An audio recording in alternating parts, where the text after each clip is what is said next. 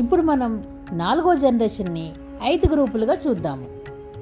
ఇందులో మొదటి గ్రూపులో కామేశ్వరమ్మ గారి పిల్లలు. ముందుగా కామేశ్వరరావు గారికి 2 మగపిల్లలు, ఒకరు వేణుగోపాల శర్మ, మరొకరు భీమశంకర్. అనారోగ్య కారణాలతో చాలా చిన్న వయసులోనే వీరిరువురు కూడా చనిపోయారు. కాబట్టి ఇప్పుడు ప్రస్తుతం ఈ కుటుంబంలో ఎవరూ కూడా జీవించి లేరు. ఇప్పుడు బేబమ్మ గారి సంతానాన్ని చూద్దాము. వీరి మొదటి సంతానం విశ్వనాథ కుమార్. ఈయన్ని అందరూ బాబీ అని పిలుస్తారు. ఈయన ప్రస్తుతము సికింద్రాబాద్లోని శివాలయంలో అర్చకత్వం చేస్తూ ఉన్నారు. ఈయన వారి 2వ కుమారుడు శ్రీనివాస్ కుమార్. ఈయనని అందరూ శ్రీను అని పిలుస్తారు. ఈవిడ ఆయన భార్య అరుణ. ఈయన తండ్రి తర్వాత అదే దేవాలయంలో అర్చకత్వాన్ని కొనసాగిస్తూ ప్రస్తుతానికి సికింద్రాబాదులో ఉన్నారు. ఈవిడ బేబమ్మ గారి 3వ సంతానము వాణి. ఈవిడ పిల్లల బాధ్యతలన్నీ నెరవేర్చుకుని సికింద్రాబాదులోనే ప్రస్తుతానికి ఒంటరిగా జీవితాన్ని గడుపుతూ ఉన్నారు. ఈవిడ బేబమ్మ గారి ఆఖరి సంతానము మాలతి. అందరూ కూడా మాలు అని పిలుస్తారు. ఈవిడ భర్త ఎన్విఎస్ఎన్ మూర్తి. ఈయన సివిల్ కన్స్ట్రక్షన్స్లో కాంట్రాక్ట్స్ చేస్తూ వీరు కూడా హైదరాబాదులోనే ఉన్నారు. ఇప్పుడు సూర్యప్రకాశరావు గారి సంతానాన్ని కనుక చూసినట్లయితే మొదటి కుమారుడు రాజగోపాల శర్మ. అందరూ ఈయన్ని గోపి అని పిలుస్తారు. ఈయన భార్య లక్ష్మీ పుష్పవతి. ఈయన ప్రస్తుతము ద్రాక్షారామంలోని ప్రముఖ శివాలయంలో అర్చకత్వం చేస్తూ అక్కడే ఉన్నారు. 2వ అతను శేషుకుమార్. ఈయనకి సంబంధించిన వివరాలేమీ కూడా అందుబాటులో లేవు. ఇప్పుడు రచనమ్మ గారి సంతానాన్ని చూద్దాము. ఈవిడ వీరి పెద్ద కూతురు పూర్ణిమ. తనను కూడా అందరూ పాపాయి అని పిలుస్తారు. ఈవిడ పిల్లలతో హైదరాబాద్లోనే ఉంటారు. ఈవిడ భర్త రాజకుమార్. ఈయన కూడా ఆఫ్రికాలోని ఉగాండాలో ఉంటూ సివిల్ ప్రాజెక్ట్ మేనేజర్గా చేస్తున్నారు.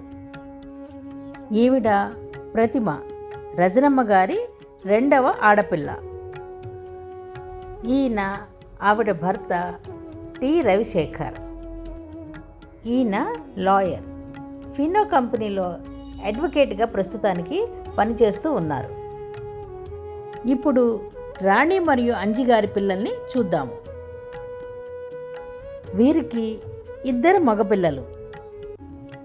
ఇతను వీరి పెద్ద కుమారుడు అయ్యప్ప. వీరు కూడా దీప్తిశ్రీ నగర్లోనే ఉంటారు. ఇతని భార్య బాలా త్రిపుర సుందరి. అందరూ కూడా తనని జ్యోతి అని పిలుస్తారు. ఇతను వీరి 2వ కుమారుడు కార్తీక శర్మ. అందరూ కార్తీక్ అని పిలుస్తారు. ఇతని భార్య రేణుకా స్వాతి. వీరు కూడా దీప్తిశ్రీ నగర్లోనే ప్రస్తుతానికి ఉన్నారు. ఇప్పుడు గ్రూప్ 2లో ప్రసాదరావు గారి పిల్లల్ని చూద్దాము. ముందుగా శాస్త్రి మరియు సాయి గార్ల పిల్లల్ని చూద్దాము. ఇతను వారి పెద్ద కుమారుడు ఘంటసాల పాపయ్య శాస్త్రి. తనకి తన ముత్తాత గారి పేరుని పెట్టారు. అందరూ ఈయన్ని బుజ్జి అని పిలుస్తారు. ఈయన అమెరికా వెళ్ళి అక్కడే స్థిరపడిపోయి ఉన్నారు. ఇతని భార్య సువర్ణ. అందరూ కూడా తనని సోని అని పిలుస్తారు. ఘంటసాల పాపశాస్త్రి గారి కుటుంబం నుంచి మొట్టమొదటిగా అమెరికా వెళ్ళి స్థిరపడింది ఈ పాపయ్య శాస్త్రే. వీరు సుమారు 23 సంవత్సరాల నుంచి అమెరికాలోనే ఉంటూ ఉన్నారు. ఇతను శాస్త్రి గారి 2వ కుమారుడు చిరంజీవి. ఈయన తల్లిదండ్రులతో పాటు చైతన్యపురిలోనే ఉంటూ ఉంటారు. ఇతని భార్య కాత్యాయని. చిరంజీవి అర్చకత్వ పౌరోహిత్యాలతో పాటు జ్యోతిష్యము మరియు వివిధ రకాలైనటువంటి సామాజిక సేవా కార్యక్రమాల్లో ఎక్కువగా పాల్గొంటూ ఉంటారు. ఈమె శాస్త్రి సాయిల ఏకైక కుమార్తె జ్యోతి ప్రసన్న. అందరూ తనని జ్యోతి అని పిలుస్తారు.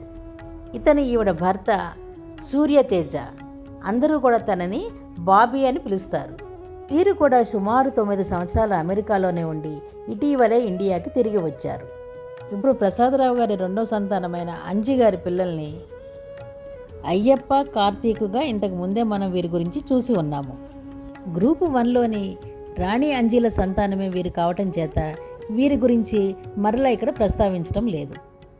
ఇప్పుడు ప్రసాదరావు గారి అమ్మాయి ఉమా సంతానం గురించి చూద్దాము. వీరు 2 పిల్లలు, ఒక అబ్బాయి, ఒక అమ్మాయి. ముందుగా అమ్మాయి సోని. శాస్త్రి సాయి గార్ల కోడలుగా తిని గురించి మనం చెప్పుకున్నాము. వీరే యుఎస్లో ఉండేటువంటి సోని ఘంటసాల పాపయ్య శాస్త్రి. ఇతను శ్రీనివాసాచారి, అందరూ శ్రీను అని పిలుస్తారు. ఉమాగారి 2వ సంతానము. వీరు తన తల్లి ఉమాతో కలిసి రాజేంద్ర నగర్లోనే ఉంటూ ఉంటారు. ఈమె ఇతని భార్య విజయ దీప్తి, అందరూ తనని దీపు అని పిలుస్తారు. శ్రీనివాస్ ఆంజనేయ స్వామి దేవాలయంలో అర్చకత్వాన్ని చేస్తూ ఇతర పౌరోహిత్య పనులు కూడా చేస్తూ ఉంటాడు. ఇప్పుడు సుబ్రహ్మణ్యం విజయాల సంతానాన్ని చూద్దాము. ముందుగా వీరికి ఒక ఆడపిల్ల బిందు భవాని, అందరూ తనని బిందు అని పిలుస్తారు. ఇతను బిందు భర్త బొద్దు సునీల్ కుమార్, ఇతని అందరూ సునీల్ అంటారు. వీరు కూడా దేవాలయంలో అర్చకత్వం మరియు పౌరోహిత్యాన్ని చేస్తూ ఉంటారు. ఇతను పూర్ణ సూర్య మణికంఠ భవానీ ప్రసాద్ శర్మ, అందరూ కూడా సింపుల్గా ఇతన్ని నాని అని పిలుస్తారు. ఈమె ఇతని భార్య భార్గవి. ఇతను తన తండ్రి సుబ్రహ్మణ్యంతో కలిసి నందివాడ మరియు కలవపూడి గ్రామాలలో దేవాలయంలో అర్చకత్వాన్ని నిర్వహిస్తూ ఉంటాడు. ఇప్పుడు గ్రూప్ 3గా రాధాకృష్ణ గారి పిల్లల్ని చూద్దాము. ముందుగా ఖాదరబాబు గారికి 2 మగపిల్లలు. ఇతను వీరి పెద్ద కుమారుడు BVSSY మణిదీప్. కానీ ఇతనిని బంధువులందరూ కూడా అయ్యప్ప అని మాత్రమే పిలుస్తూ ఉంటారు. ఈమె అయ్యప్ప భార్య కళ్యాణి. అయ్యప్ప హైదరాబాదులో జాబ్ చేస్తూ ప్రస్తుతానికి వీరిద్దరూ హైదరాబాదులోనే ఉంటూ ఉన్నారు. ఇతను అమర శరవణన్, ఖాదరబాబు గారి 2వ కుమారుడు. ఇతన్ని అందరూ శరవణన్ అని పిలుస్తారు. ఈమె ఇతని భార్య గాయత్రి. వీరు అమరావతిలో నివసిస్తూ ఉంటారు. ఇప్పుడు శ్రీదేవి గారి పిల్లల్ని చూద్దాము.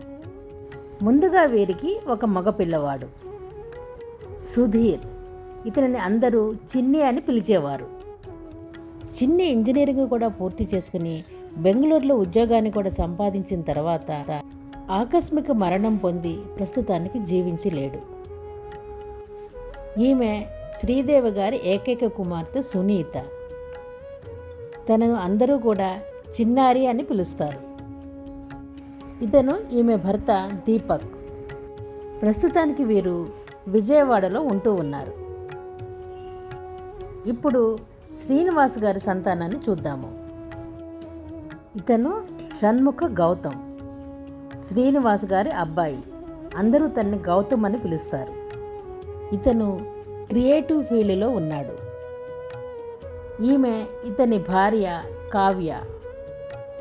గౌతమ్ సహాయ దర్శకుడి నుంచి దర్శకుడిగా ఎదిగే ప్రయత్నంలో ఉన్నాడు. ఈమె శ్రీనివాస్ గారి కుమార్తె కావ్య. ఈమె MBA చేసి కొన్ని ప్రైవేట్ కంపెనీస్లో జాబ్ చేస్తూ ఉంది. ప్రస్తుతం తన తల్లిదండ్రులతో పాటు విజయవాడలో ఉంటూ ఉంది.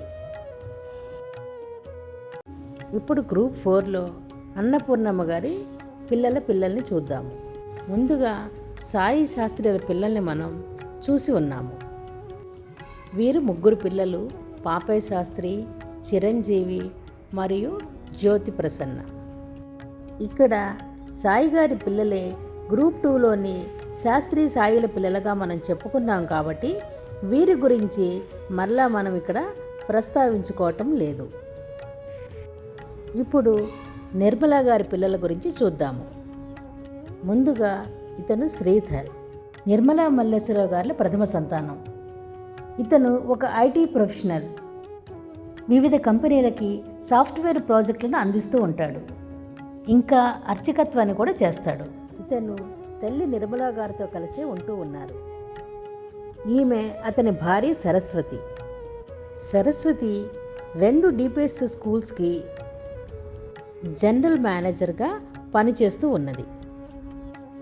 ఈమె శైలజ.